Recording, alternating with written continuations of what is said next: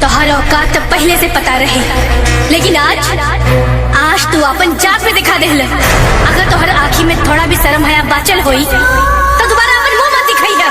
निकल जा यहाँ से, नफरत कइले हम तोहरा से, निकल जा।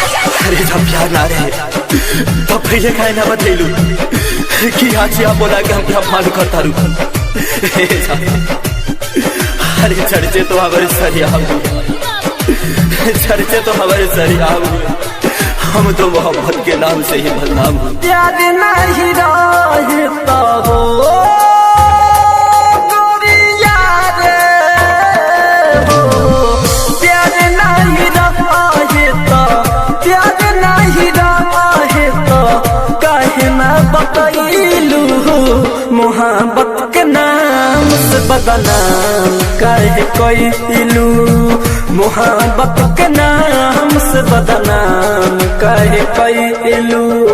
मतलबी दिल तू, मतलबी दिल तू, काहे ला लगइलू मोहब्बत के नाम से बदनाम काहे कइलू, मोहब्बत के नाम से बदनाम काहे कइलू। आप सुन रहे हैं एजी एंटरटेनमेंट की धमाकेदार प्रस्तुति।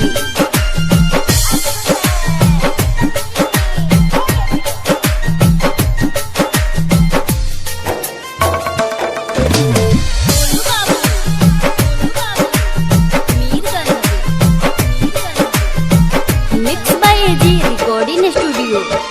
सहले सही नहीं तो हर जुदाई अब हमसे, अब तो गम सहने की आदत सी हो गई है।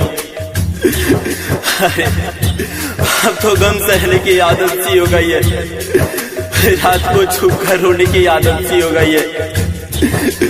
तू बेवफा है, तू बेवफा है, खेल मेरे दिल से जी भर के।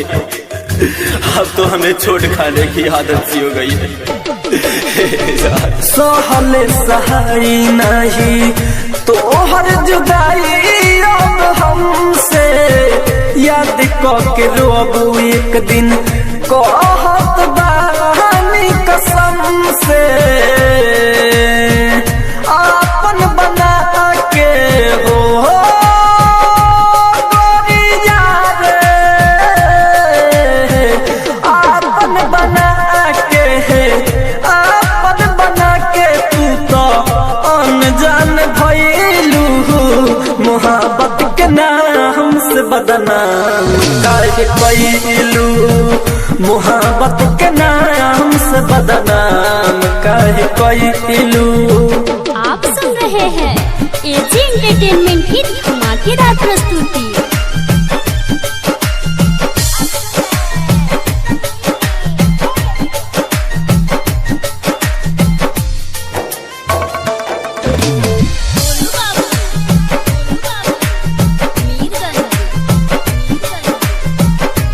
Mix by AG recording studio. रुकले रुकात नइखे गिरताते अखिया से लोर हो, बेवफा आज हमें कल हमारी यादें होगी। अरे आज हमें कल हमारी यादें होगी, जब हम ना होंगे तो हमारी बातें होगी। कभी तो पलटेगी जिंदगी की ये पन्ने, अरे कभी तो पलटेगी जिंदगी की ये पन्ने, तो शायद आपकी आंखों से भी बरसाते होगी। बेवफा रुकले रुकात नइखे गिरताते अखिया से लोर हो, राइटर रविंदर के जात बारू काहे तू छोर हो, राज राजधानी के हो गोरिया रे,